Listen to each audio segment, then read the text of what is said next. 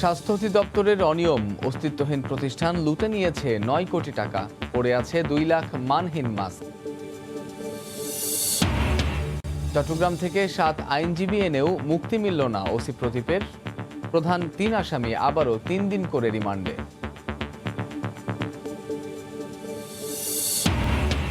রাজধানীতে নাইজেরিয়ান মালিকানাধীন রেস্টুরেন্ট ঘিরে অপরাধ সাম্রাজ্য, আটক ১৫ বিদেশির, পুলিশের সামনেই উশৃঙ্খল আচরণ। এবং ভারতের আশ্বাসের পরও চীনকে ভ্যাকসিন ট্রায়ালের প্রথম সুযোগ দিল বাংলাদেশ, কূটনৈতিক মহলে আলোচনা।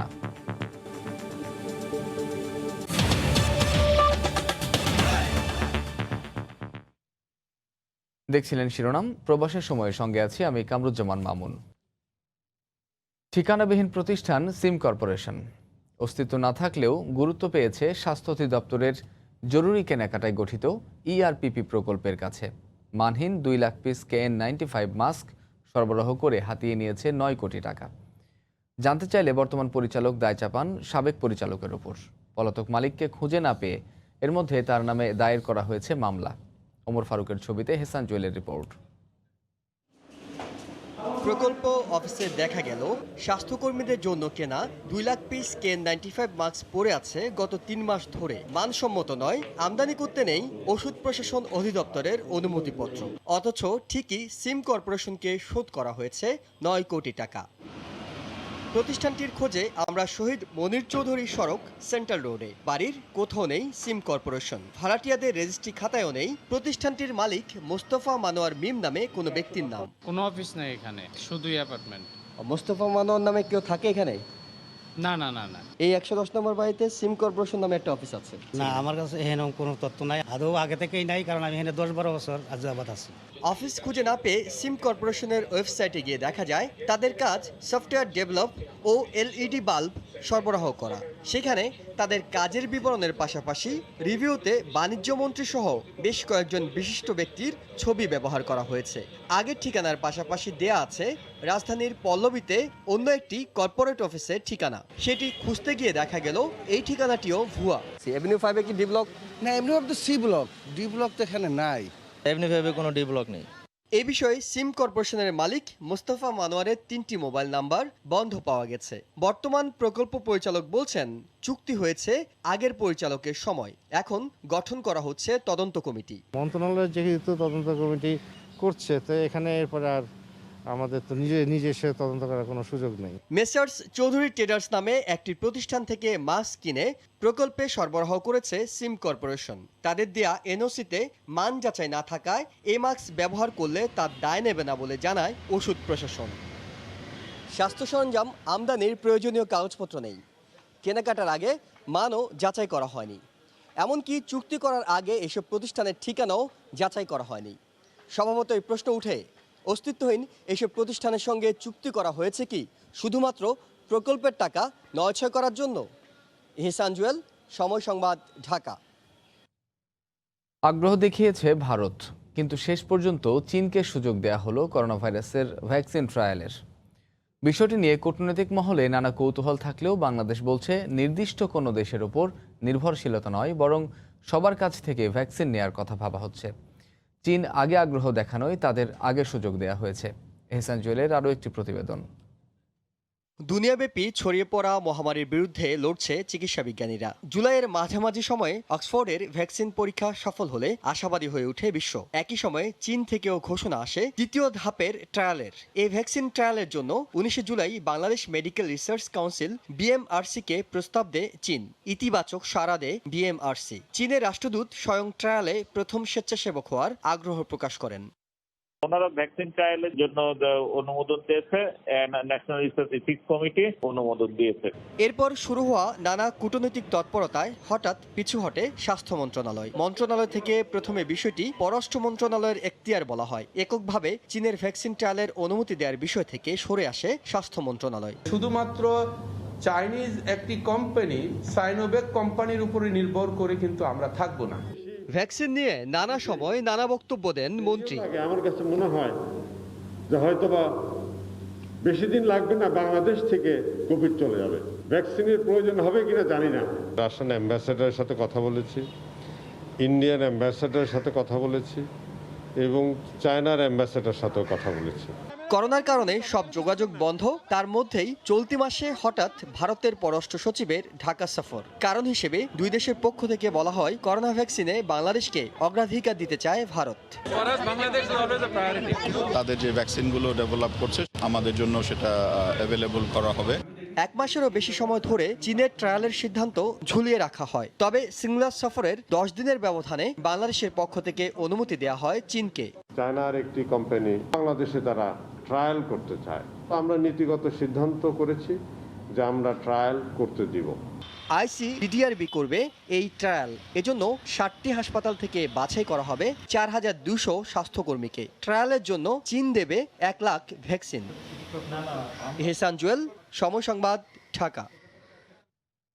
করোনায় আক্রান্ত হয়ে দেশে একদিনে আরও 47 জন মারা গেছেন। নতুন শনাক্ত হয়েছেন 2211 জন রোগী। এ নিয়ে দেশে মোট রোগীর সংখ্যা 3,07,000-এর কাছাকাছি। স্বাস্থ্য অধিদপ্তরের হিসেবে গত 24 ঘন্টায় নমুনা পরীক্ষা করা হয়েছে 13,741 জনের। এই পর্যন্ত মোট পরীক্ষা করা হলো 15,14,126 জনের নমুনা। 24 ঘন্টায় নতুন শনাক্ত 2,211 জন, মোট আক্রান্ত শনাক্ত 3,06,794 জন। 24 ঘন্টায় মৃত্যু হয়েছে 47 জনের। এ পর্যন্ত মোট মৃত্যু হলো 4,174 জন আক্রান্তের। করোনা থেকে 24 ঘন্টায় সুস্থ হয়েছেন 3,378 জন, মোট সুস্থ হয়েছেন 1,96,836 জন। সারা দেশে অনুমোদনহীন ফার্মেসি রয়েছে 1.5 লাখের বেশি।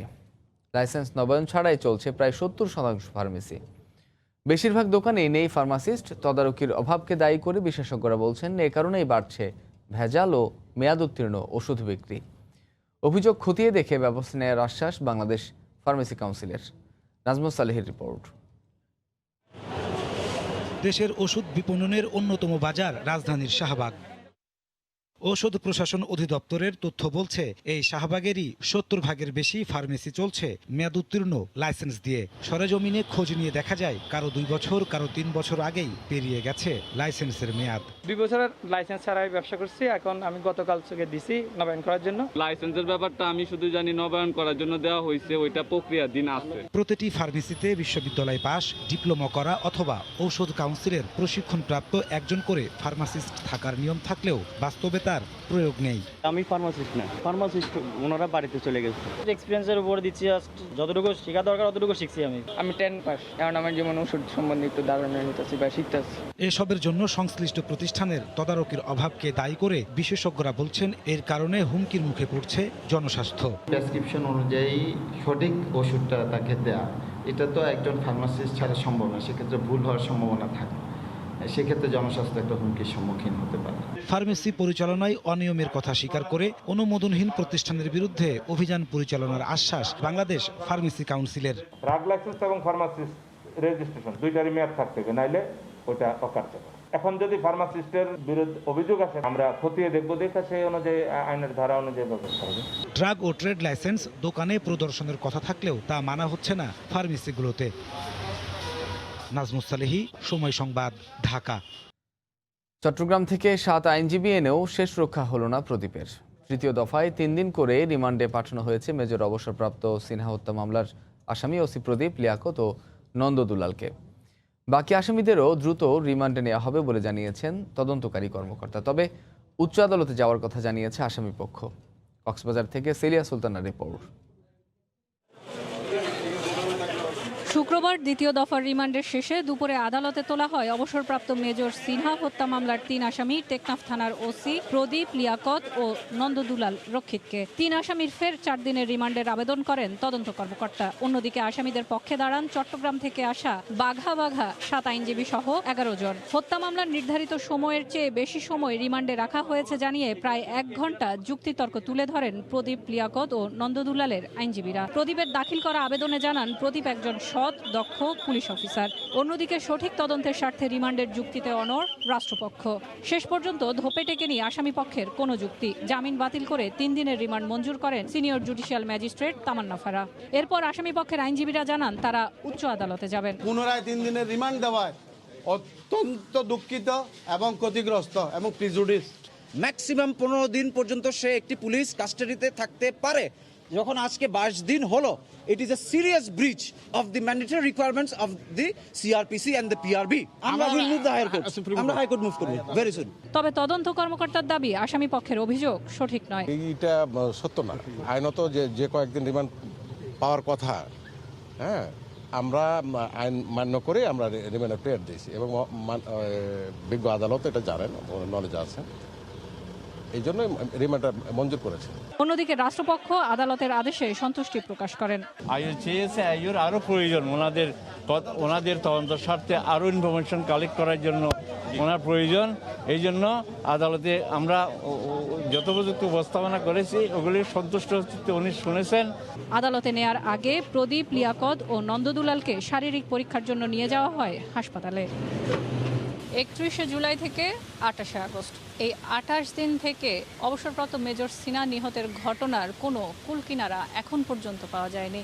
তবে এরই মধ্যে কিন্তু তদন্ত কর্মকর্তারা বিভিন্ন পক্ষকে যেমন সামনাসামনি করেছেন, তাদেরকে কয়েক দফা রিমান্ডেও নিয়েছেন। তবে শেষ পর্যন্ত আসলে বিষয়টি কি ঘটেছিল এবং কেন ঘটেছিল সব কিছুর উত্তর জানতে শেষ পর্যন্ত হয়তো অপেক্ষা করতে হবে মামলার চার্জশিট পর্যন্ত। সেলিয়া সুলতানা, সময় সংবাদ, কক্সবাজার। 21 পদকপ্রাপ্ত খ্যাতিমান কথাসাহিত্যিক সাংবাদিক রাহাত খান মারা গেছেন। ইন্না লিল্লাহি ওয়া ইন্না ইলাইহি রাজিউন। শুক্রবার রাত 8:30টার দিকে স্কাটন গার্ডেনে নিজ বাসায় মারা যান এই গুণীজন। তার মৃত্যুতে শোক জানিয়েছেন রাষ্ট্রপতি মোহাম্মদ আব্দুল হামিদ ও প্রধানমন্ত্রী শেখ হাসিনা। রাহাত খান দীর্ঘদিন ধরে ডায়াবেটিস সহ বার্ধক্যজনিত নানা রোগে ভুগছিলেন। ছোট গল্প ও উপন্যাস উভয় শাখা তার লেখনীতে হয়েছে সমৃদ্ধ। সাংবাদিক হিসেবেও রাহাত খানের অবদান উল্লেখযোগ্য। সবশেষ দৈনিক প্রতিদিনের সংবাদ পত্রিকায় সম্পাদকের দায়িত্ব পালন করেছেন। 1996 সালে বাংলাদেশ সরকার তাকে 21 পদকে ভূষিত করেন। শনিবার প্রেস ক্লাবে জানাজা শেষে প্রয়াতের শেষ ইচ্ছে অনুযায়ী মিরপুর বুদ্ধিজীবী কবরস্থানে সমাহিত করার কথা রয়েছে। খাবার খাওয়াবো করে রেডি হয়েছি, তারপরে খুব হেঁচকির মতো একটা হচ্ছিল, বসেছিলাম কাছে, আমরা বুঝতেই পারিনি। এত ভালো মৃত্যু আমি কখনো দেখিনি। সকাল 11টায় প্রেস ক্লাবে জানাজা, তারপর বুদ্ধিজীবী কবরস্থানে দাফন করা হবে লাশ। রাজধানীর প্রগতি সরণির আফ্রো এশিয়া রেস্টুরেন্ট ঘিরেই গড়ে উঠেছে বাংলাদেশে নাইজেরীয়দের প্রতারণার ছক। সম্প্রতি আইনশৃঙ্খলা রক্ষা বাহিনীর অনুসন্ধানে বেরিয়ে এসেছে সব তথ্য। বৃহস্পতিবার সিআইডির হাতে গ্রেফতার 15 জনও এই রেস্টুরেন্টে বসেই করত প্রতারণার নীল নকশা। সিআইডি বলছে রেস্টুরেন্টের কার্যক্রম খতিয়ে দেখছে তারা। এদের সঙ্গে বাংলাদেশি কেউ জড়িত থাকলে তাকেও আনা হবে আইনের আওতায়। রাজধানীর প্রগতি সরণির আফ্রো এশিয়া রেস্টুরেন্ট বলা হয়ে থাকে বাংলাদেশে বসবাসরত নাইজেরিয়ানদের মালিকানা একমাত্র রেস্টুরেন্ট এটি। আর এই রেস্টুরেন্টে ঘিরেই বাংলাদেশে অপরাধের সাম্রাজ্য গড়ে তুলেছেন বাংলাদেশে বসবাসরত নাইজেরিয়ানরা। শুক্রবার সময় সংবাদ রেস্টুরেন্টে গিয়ে দেখতে পায় পুরো রেস্টুরেন্টে অবস্থান করছে বেশ কয়েকজন নাইজেরিয়ান। তাদের ভিডিও ফুটেজ নিতে গেলেও দেওয়া হয় বাধা।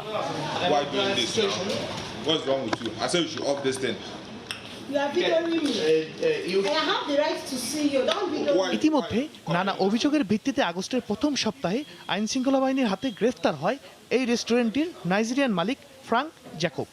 তারা বলছে রেস্টুরেন্টটিতে নাইজেরিয়ান গঠিত কমিটির কার্যক্রম পরিচালিত হয়। মূলত সেই কমিটির আড়ালেই চলে অপরাধমূলক কার্যক্রম। রেস্টুরেন্টটিতে নাইজেরিয়ানরা মিলিত হয়ে তাদের অপরাধমূলক কার্যক্রম ঠিক করে নেয়। He did not commit any crime because as a Nigerian president's committee, once they arrest his member, he needs to go and check what happened. That is what he did. বৃহস্পতিবার সিআইডির হাতে গ্রেফতার 15 জন নাইজেরিয়ান নাগরিকও তাদের প্রাথমিক জিজ্ঞাসাবাদে এই রেস্টুরেন্টের কথা জানিয়েছে আইনশৃঙ্খলা বাহিনীকে। উইকলি বা কিছুদিন পর পর এই রেস্টুরেন্টে কিন্তু এই যে যারা গ্রেফতার হয়েছেন বা অন্যান্য সংস্থা থেকেও যারা গ্রেফতার হয়েছেন, এরা কিন্তু এখানে এসে একটা নিজেদের মধ্যে মিটিং বা আন্ডারস্ট্যান্ডিং হয়। তার মানে বোঝা যাচ্ছে যে কার কি ইনফরমেশন এগুলো শেয়ারিং বা এক্সচেঞ্জ হয়। সিআইডি আরও জানায় বাংলাদেশে এসেই নাইজেরিয়ানরা তাদের পাসপোর্ট ফেলে দেয়, যাতে অপরাধ করে ধরা পড়লে কোনো তথ্য বের না করা যায়। এই 15 জনের মধ্যে 7 জনের পাসপোর্টই নেই। যখন সে হার্ডকোর ক্রিমিনাল অ্যাক্টিভিটি করা শুরু করে তখন সে আর পাসপোর্টটা রাখবে না, নিজের আইডেন্টিটিকে গোপন রাখার জন্য। এই রেস্টুরেন্ট ব্যবসার মাধ্যমে নাইজেরিয়ানদের ঢাকায় আনা হচ্ছে কিনা সেই বিষয়টিও খতিয়ে দেখছে আইন শৃঙ্খলা বাহিনী। তখন এই নামগুলো চলে আসে। শাহরিয়ার জামান দ্বীপ, সময় সংবাদ, ঢাকা। সুবিধাভোগী অনুপ্রবেশকারীরা যাতে কোনোভাবেই দল এবং সরকারের কোনো স্তরে আশ্রয় প্রশ্রয় না পায় সেদিকে সতর্ক থাকার আহ্বান জানিয়েছেন আওয়ামী লীগের সাধারণ সম্পাদক ওবায়দুল কাদের। শুক্রবার সকালে ধানমন্ডিতে দলীয় সভাপতির রাজনৈতিক কার্যালয়ে স্বাস্থ্য ও জনসংখ্যা বিষয়ক উপকমিটির সভায় ভিডিও কনফারেন্সে যুক্ত হয়ে স্বাস্থ্য অধিদপ্তরকে চিকিৎসা উপকরণ হস্তান্তর অনুষ্ঠানে একথা বলেন তিনি। স্বাস্থ্য মন্ত্রণালয় এবং অধিদপ্তরের মাঝে সমন্বয় না থাকলে সমস্যা তৈরি হয়, তাই এ বিষয়ে সমন্বয় রাখতে স্বাস্থ্যের ডিজির প্রতি পরামর্শ দেন ওবায়দুল কাদের। এদিকে স্বাস্থ্য অধিদপ্তরের মহাপরিচালক অধ্যাপক খুরশিদ আলম সফলতার সঙ্গে যাতে দায়িত্ব পালন করতে পারেন সেজন্য সবার সহযোগিতা কামনা করেন। বাংলাদেশ আওয়ামী লীগের আপনারা যারা এখানে আছেন বা কেন্দ্রে যারা আছেন তারা যদি শক্ত করে আমার হাতটা ধরেন তাহলে পরেই প্রধানমন্ত্রী যে উদ্দেশ্যে আমাকে এখানে বসিয়েছেন সেই উদ্দেশ্যের খানিকটা হলেও আমি সফল করতে পারবো। চিকিৎসা সংশ্লিষ্ট সকলের আন্তরিক সহযোগিতার প্রয়োজন। চিকিৎসা ব্যবস্থা একটি টিম ওয়ার্ক, চিকিৎসক, নার্স, টেকনোলজিস্ট, স্বাস্থ্যকর্মী, চিকিৎসা সরঞ্জাম সব প্রতিটি ক্ষেত্রে গড়ে তুলতে হবে শক্তিশালী নেটওয়ার্ক। সবাইকে সতর্ক করে দিয়ে বলবো, দলের কোনো স্তরে কোনোভাবে সুবিধাভোগী অনুপ্রবেশকারী অপকর্মকারীদের আশ্রয় প্রশ্রয় দিতে পারবেন না, দেয়া যাবে না। করোনাকালে ইংলিশ মিডিয়াম স্কুলের বিরুদ্ধে মানবিক আচরণ না করার অভিযোগ উঠছে বারবার। স্কুলের ফি আদায়ে ছাড় না দেয়া হচ্ছে না এক চুলো, আর যারা ফি দিতে পারছে না তাদের বঞ্চিত করা হচ্ছে অনলাইন ক্লাস থেকে, এমনকি দেয়া হচ্ছে ভর্তি বাতিলের হুমকিও। বিস্তারিত সাদিয়া আফরিনের রিপোর্টে। করোনা বদলে দিয়েছে পাঠ প্রক্রিয়া, বাড়ি এখন ক্লাসরুম। নিজের পড়ার টেবিলে বসে এভাবেই পড়াশোনা স্ট্যান্ডার্ড 1-এর ছাত্র ইহানের। পড়া বুঝতে না পেরে শিক্ষককে বারবার ডাকার পরও সাড়া মেলে না। শিক্ষার্থী এবং অভিভাবকদের অভিযোগ, অনলাইনে পাঠদান অনেক সময় একমুখী হয়ে পড়ে। এখানে করলে মিস শুনতে পায় না, ফ্রেন্ডরাও শুনতে পায় না। অনেকগুলো বাচ্চা একসাথে কথা বলে ফেলছে, যার কারণে টিচারও ওভাবে আউটপুট দিতে পারছে না। দেশের 4 শতাধিক ইংলিশ মিডিয়াম স্কুলে করোনাকালে পাঠদান চলছে এভাবেই। তবে টিউশন ফি পুরোটা সময় মতো না মেটালে মিলছে না সে সুযোগও। প্রেশার দিচ্ছে ডিউটাকে দিয়ে দিতে হবে, আদারওয়াইজ বাচ্চাকে অ্যাডমিশন দিবে না। ডিসকাউন্টের জন্য বলছি ওনাদেরকে স্কুলকে তখন আমাদেরকে স্কুল থেকে নানাভাবে মানে থ্রেট করে। ডিউ টিউশন ফিগুলো দাও, টিউশন ফি না দিলে তোমাদের ছেলে মেয়েদেরকে অনলাইন ক্লাসে দেওয়া হবে না। ফোন করে বলা হয়েছে যে আপনি যে আন্দোলন করছেন এর ফিডব্যাক পেয়ে যাবেন, আপনি আপনার ছেলে কিভাবে পাশ করে এটা আমরা দেখব। এদিকে বিষয়টি নজর এসেছে জানিয়ে শিক্ষা বোর্ডের হুঁশিয়ারি, নিয়ম অমান্য করলে নিবন্ধন বাতিল সহ নেওয়া হবে আইনি ব্যবস্থা। যদি তারা আমাদের নিয়মগুলি মানতে না চায় তাহলে আমরা তার রেজিস্ট্রেশনটা বাতিল করে দেব। এই বিষয়ে কয়েকটি স্কুলের সাথে কথা বলার চেষ্টা করা হলেও তারা রাজি হননি। অনলাইন পাঠদান শিশুদের কতটা কাজে আসছে এই প্রশ্ন থেকেই যায়।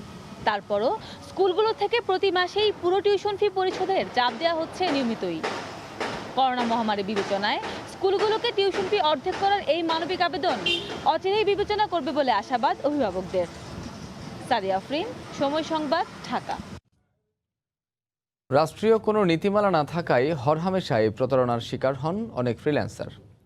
অর্থ লেনদেনের মাধ্যম না থাকায় ব্যাংকে দিনের পর দিন আটকে থাকে তাদের কষ্টার্জিত অর্থ। ডলার ও ইউরো বিনিময়ে বাংলাদেশ ব্যাংকের রেট মানে না বাণিজ্যিক ব্যাংকগুলো। শুভ খানের রিপোর্ট। বর্তমান বিশ্বে আউটসোর্সিংয়ের বাজার $1 ট্রিলিয়ন, যেখান থেকে বছরে $10 কোটি আয় করছেন দেশের 6.5 লাখ ফ্রিল্যান্সার। যদিও এই আয় কিংবা পেশা কোনোটিরই নেই রাষ্ট্রীয় স্বীকৃতি। এই অবস্থায় আউটসোর্সিংয়ে আরও শক্ত ভিত তৈরি করতে ফ্রিল্যান্সিংকে পেশা হিসেবে স্বীকৃতি দেওয়ার উদ্যোগ নিয়েছে সরকার। তারা যে আয়টা করছে ট্যাক্স ফ্রিও হোক, আই ডোন্ট মাইন্ড, আমি ট্যাক্স নাও নাই নিলাম এখন, কিন্তু এটা যেন আমাদের হিসাবে ঢুকে, দেশের আয়। খাত সংশ্লিষ্টরা বলছেন এ খাতের সবচেয়ে বড় সমস্যা অর্থ স্থানান্তর। দেশে পেপাল না থাকায় ইন্টারন্যাশনাল গেটওয়ের মাধ্যমে অর্থ আনতে পার ট্রানজ্যাকশনে খরচ হয় $20 পর্যন্ত। আলাদাভাবে দিতে হয় ব্যাংকের সার্ভিস চার্জ। ফ্রিল্যান্সারদের অভিযোগ, এরপরও ডলার কিংবা ইউরোর নির্ধারিত বিনিময় মূল্য দেয় না বাণিজ্যিক ব্যাংকগুলো। ভোগান্তি রয়েছে ইন্টারনেট সেবা নিয়ে। আবার কাজ বুঝে নিয়েও পাওনা পরিশোধ করে না অনেক বিদেশি ক্রেতা। সেই ইউরোর কারেন্ট রেট 100 টাকা, আমি যখন ব্যাংক থেকে পাচ্ছি ওই টাকাটা আমার দেখা যাচ্ছে 96 টাকা এসে গেল, অর্থাৎ 4 টাকা নাই। পেপলের কথা অনেকদিন ধরে শুনেছি, বাট সেটাও যেহেতু বাস্তবায়ন হয় নাই, এই ধরনের কোনো সিস্টেমেটিক ওয়েতে যদি আনা যায়। সরকার আইসিটি পার্কগুলো করতেছে, অনেক জায়গায় করতেছে, ওখানে আস্তে আস্তে যদি তাদেরকে জায়গা দেওয়া যায়। এসব সমস্যা সমাধানের পথ রেখেই প্রয়োজনীয় উদ্যোগ নেওয়ার কথা জানালেন তথ্য ও যোগাযোগ প্রযুক্তি বিভাগের সচিব। এদের যে কাজ করতে যে ইম্পেডিমেন্টস গুলো থাকে সেগুলো কিন্তু আইডেন্টিফাই করা হয়েছে। আমরা কিন্তু পর্যায়ক্রমে এগুলো দূর করতে যাচ্ছি। তাদের একটা আইডেন্টিটি, এটা কিন্তু আমরা এই কাজটা শুরু করেছি। বর্তমানে আউটসোর্সিং এ কর্মী সরবরাহে বিশ্বে দ্বিতীয় অবস্থানে বাংলাদেশ। শুভ খান, সময় সংবাদ, ঢাকা। সাতক্ষীরায় ভাঙা বাঁধ দিয়ে জোয়ারের পানি ঢুকে প্লাবিত গ্রামের পর গ্রাম। বন্যা কবলিত এলাকার চারিদিকে এখন শুধু পানি আর পানি, কিন্তু বিশুদ্ধ পানির অভাবে রান্নাবান্না সহ অন্যান্য কাজে চরম দুর্ভোগে বানভাসীরা। জনস্বাস্থ্য অধিদপ্তর বলছে, পানি বিশুদ্ধকরণ ট্যাবলেট ও ওয়াটার ট্রিটমেন্ট প্ল্যান্টের মাধ্যমে সমস্যা সমাধানের চেষ্টা চলছে। মমতাজ আহমেদ বাপির পাঠানো তথ্য ও ছবি নিয়ে রিপোর্ট। সাতক্ষীরার আশাশুনি ও শ্যামনগর উপজেলার চারদিকে বানের জলে থই থই। টিউবওয়েল ও পুকুর সহ বিশুদ্ধ পানির সব উৎস পানির নিচে।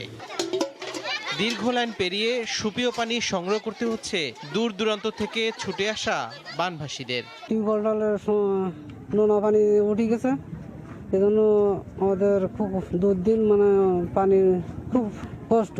খাওয়ার পানির কোনো লাইন নেই, 3 কিলোমিটার দূরের থেকে আমরা এই পানি নিতে আইছি।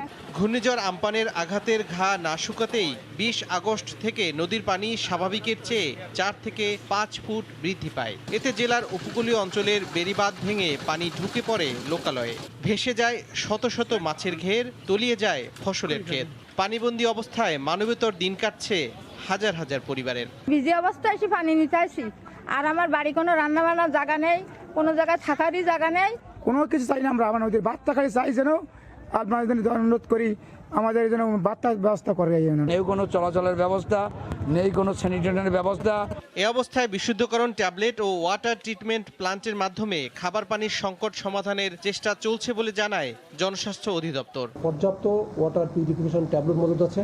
বাঁধটাকে পার্মানেন্ট করা ছাড়া মানুষের কোনো এই সাময়িক সমাধান দিয়ে মানুষের তেমন উপকারে আসবে না। 2 উপজেলার অর্ধশতাধিক গ্রাম প্লাবিত হওয়ায় দুর্ভোগে লক্ষাধিক মানুষ। সময় সংবাদ, সাতক্ষীরা। পর্যটন কেন্দ্র খোলার পর প্রথম শুক্রবারে চট্টগ্রামের পতেঙ্গায় উপচে পড়া ভিড়। 5 মাসের বন্দি জীবন কাটানোর পর 7 কিলোমিটার দীর্ঘ সৈকতে তিল ধারণের ঠাঁই ছিল না। শুক্রবার দুপুর থেকে দর্শনার্থীরা আসতে থাকে সৈকতে। নুরজামাল আতিকের ক্যামেরায় বিস্তারিত জানাচ্ছেন কমল দে।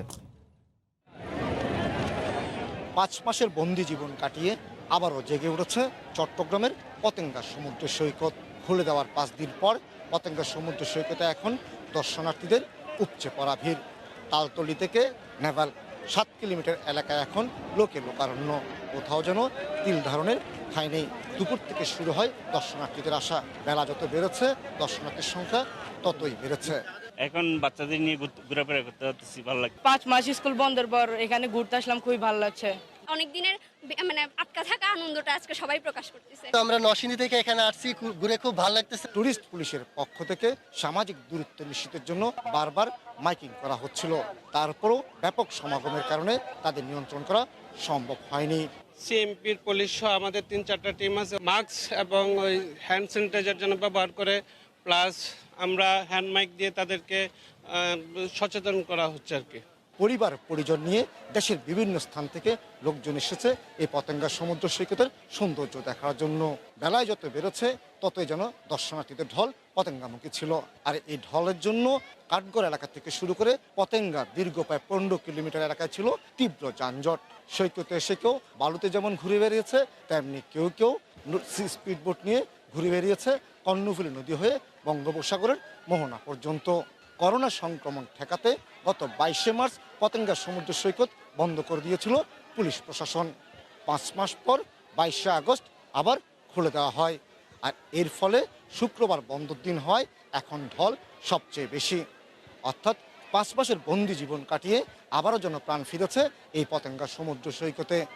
পতেঙ্গা সমুদ্র সৈকত থেকে কমল দে, সময় সংবাদ। কক্সবাজারের পর্যটন কেন্দ্রগুলো খুলে দেওয়ার 12 দিন পার হলেও এখনও জমে ওঠেনি পর্যটন ব্যবসা। এজন্য রাস্তাঘাটের বেহাল অবস্থাকে দায়ী করছেন ব্যবসায়ীরা। তাই আগামী পর্যটন মৌসুম শুরু হওয়ার আগেই সব সড়ক সংস্কারের দাবি হোটেল ব্যবসায়ীদের। আরও জানাচ্ছেন সুজাউদ্দিন রুবেল।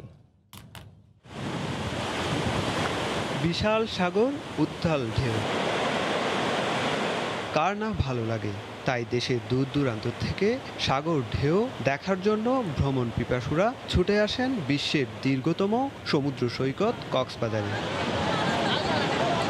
করোনা পরিস্থিতিতে মানুষ দীর্ঘ সময় ঘরবন্দি ছিলেন, তাই 5 মাস পর সৈকত খুলে দেয়ায় প্রথমে বিপুল সংখ্যক পর্যটক কক্সবাজারে ছুটে আসেন, কিন্তু এখন সেই ছুটে আসাতে পড়েছে ভাটা। মেন্টালি যে ডিস্টার্বটা সেটা কাটিয়ে ওঠার জন্য আমরা কক্সবাজারে আসা। হাইটে আসা যাইতেছে কিন্তু রিক্সা দিয়ে আসতে পারতেছে না, খুব খারাপ অবস্থা। সৈকত সহ পর্যটন কেন্দ্রগুলো খুলে দেওয়ার পর ভালো ব্যবসা হওয়ার স্বপ্ন দেখেছিলেন হকার ও বার্মিজ দোকানিরা, কিন্তু 12 দিন পরও ব্যবসা জমে না ওঠায় হতাশ ব্যবসায়ীরা। এখন তো আমাদের আগের মতো পর্যটক নেই, 5 মাস লকডাউন ছিল, এরপর এখন পর্যটক কম। মিনিমাম ইনকাম ছিল আপনার 1000-2000 এরকমই ছিল, এরপরে এখন একদম নর্মালি 200-250-200-300 এরকমই হয় আর কি।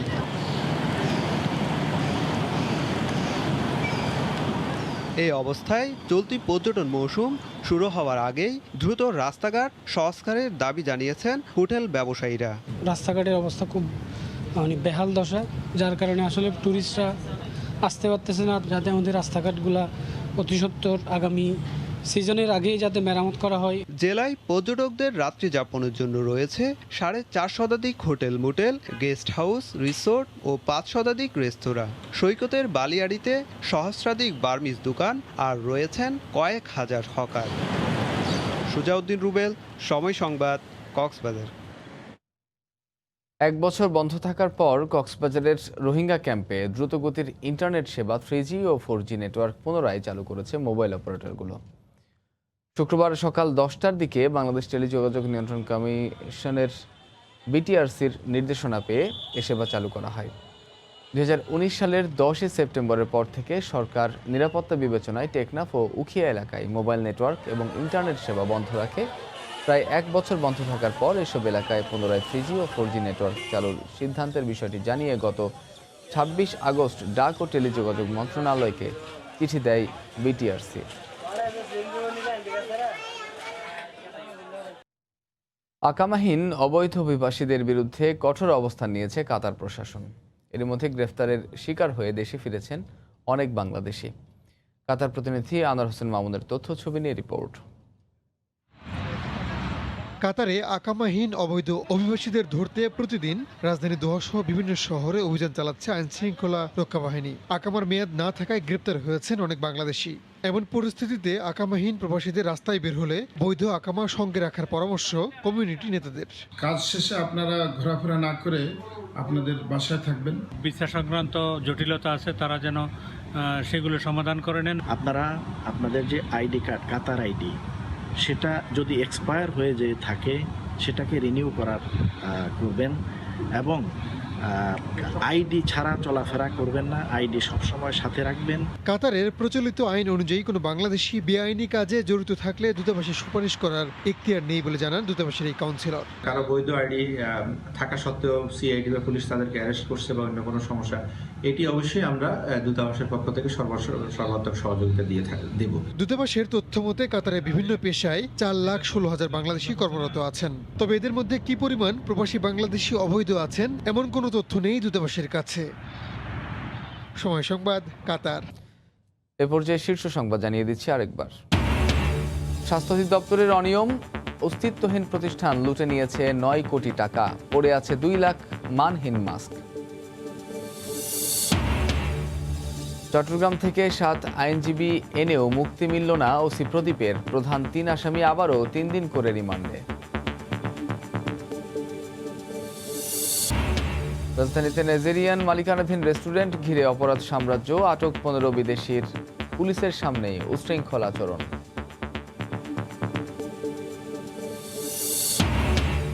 এবং ভারতের আশ্বাসের পরও চীনকেই ভ্যাকসিন ট্রায়ালের প্রথম সুযোগ দিল বাংলাদেশ, কূটনৈতিক মহলে আলোচনা। এই ছিল প্রবাসের সময়ে, সঙ্গে থাকুন সময়ের।